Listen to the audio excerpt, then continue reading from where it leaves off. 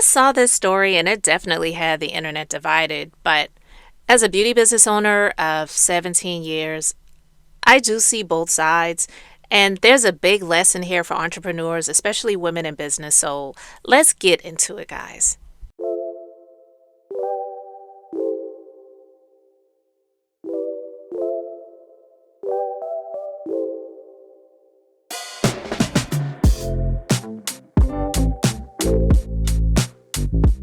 So before we get into the video that went viral, I just want to say, when these business boundaries go viral, emotions can take over, especially in these comment sections, but wisdom can also get lost.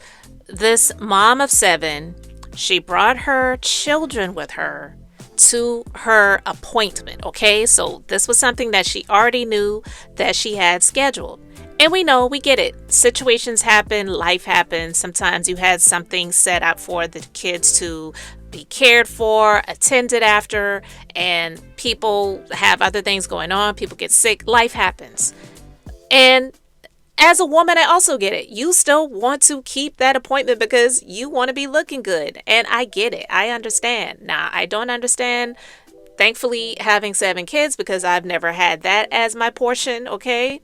But I can definitely understand when you have that many children, it sometimes can be hard to set up a time for all of them to be cared for if you're going to have an appointment that I am assuming is going to be hours long. I don't know what type of style she had set up to get herself, but I'm thinking maybe it was going to be some braids, maybe some hair extensions, something like that. Something that's going to take a while. This wasn't going to be a little quick 30-minute session. So she was refused service. And I don't believe that this was about shaming. So I'm not even here to shame. I'm talking about structure. So let's get into this video. Hey, I'm sorry I had to bring my baby. They won't say I don't have nobody to watch them. And I had to get on the bus. It's part of my policy. I didn't know that. This one said I got on the bus. I understand, but I don't allow kids while I'm doing hair around. Period. It's just you, and that's it. So I'm saying what I'm supposed to do, cause I mean I don't know that that's not my problem. I just supposed to do the hair. That's all I'm supposed to do. All right, guys, so you saw that video. I don't know who recorded the video, but just based on the setup, it looks like it was probably the person inside. So it was either the hairstylist that refused the service, or maybe there was somebody else sitting there that was standing there with their phone recording the situation, and then they posted it. I don't know who posted the video, but we all saw it, okay? Now, from the customer perspective, life happens and communication beforehand matters. And so, I don't know, maybe there were not the communications and policies and things set up prior to the customer showing up that she would know, hey, if you have an appointment, you cannot bring your kids. So expectations versus policies, they have to align. Now, boundaries, they don't make people heartless, okay? We who are business owners, we're people. We are not robots. We're not machines. We're not just the building where we're operating the business out of. We have feelings. We're not heartless. So I don't want anyone to believe that the person that turned her away was being heartless. Maybe he wasn't using flowery words. Maybe he was, more stern than some people felt like he needed to be. I don't know. It didn't sound like he was using any profanity or anything like that. But some people may have taken him saying, look, that's not my problem as being heartless. But I don't think that he meant it that way. But boundaries have to be in place. They are going to make your business sustainable. We who are business owners and service providers, let's just be real. We cannot watch your kids and provide the service for you that you're expecting to provide. And don't act as if just because you're not getting a service done where your eyes are closed and you're incapacitated that you can still care for and take care of your kids.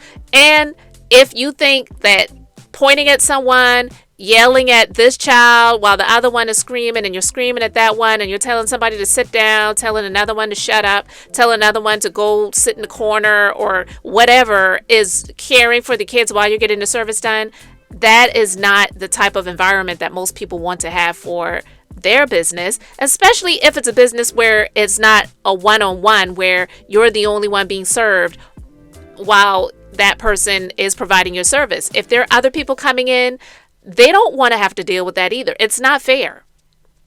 Just give you a quick little example. I know many years ago, we had to literally put this in writing for the customers and clients, not saying that most people wouldn't have known this or it was a big problem, but there were a couple of situations in the past where this happened.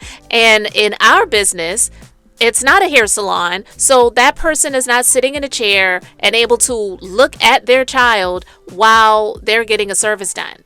They're literally lying down with their eyes closed, getting their lashes done, getting their brows done, or having a skincare service done. So they're definitely not able to watch their child or children. And there have been a few times in the past where a child or children were brought to a service being done.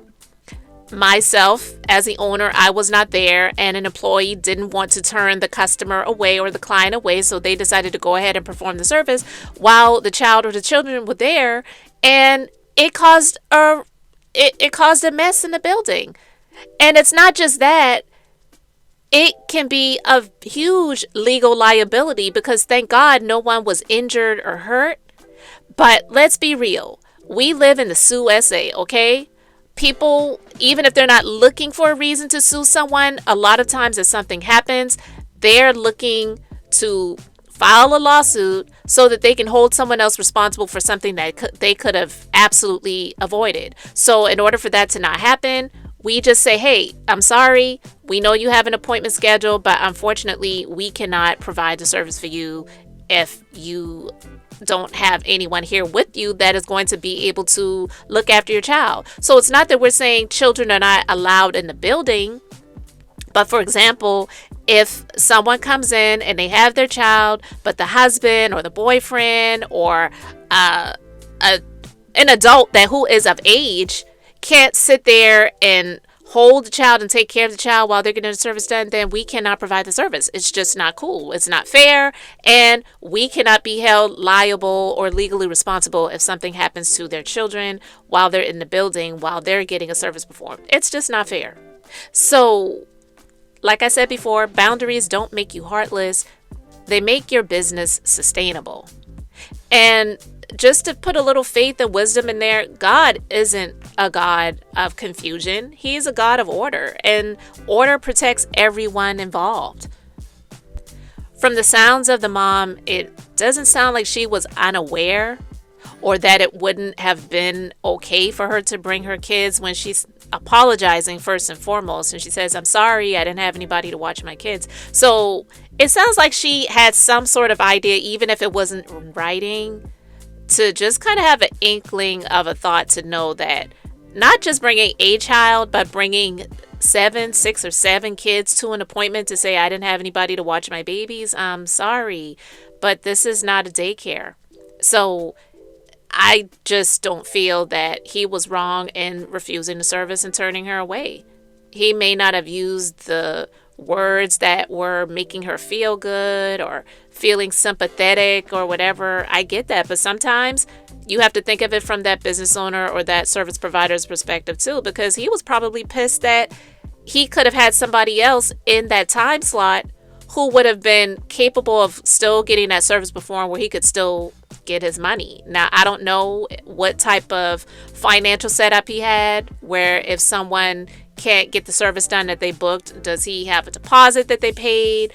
Is the service fully paid for prior to providing the service? Whatnot, I don't know. But either way, it didn't sound like he had an issue with refusing her service versus going ahead, dealing with the hassle and the headache of having all those kids up in that place while he was providing the service just to still make the whatever amount of money it was that he was going to make on that service.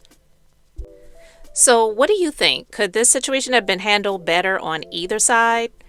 Do you think the stylist was wrong for turning her away, or was it just the tone that he used that made some people feel that he was wrong?